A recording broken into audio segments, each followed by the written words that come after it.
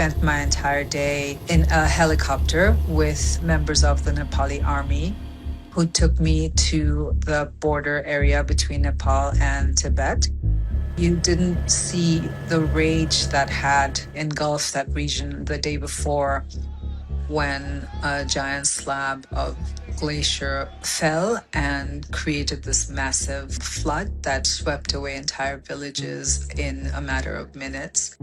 Most of the houses that were along the river were pretty much gone, but you did see dabs of red and blue of houses that were still standing. We saw how high the water had been yesterday. You could see the base of one of these green hills didn't have any trees. It was around 200 meters high.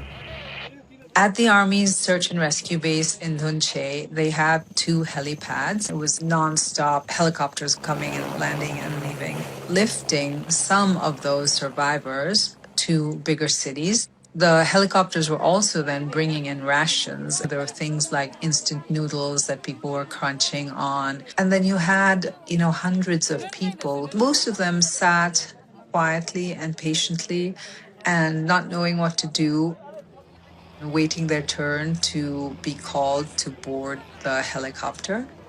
Most of them didn't have any belongings. Of course, a lot of people were in shock, trying to understand what happened and how they could have lost everything in just a matter of minutes.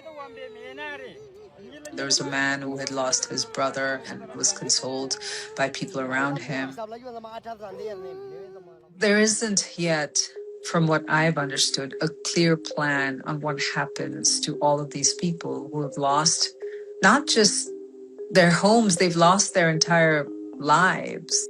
Even if you're lifting them to safer places and making sure that they get medical attention if they need, the bigger question and the bigger challenge is that how do you rebuild lives?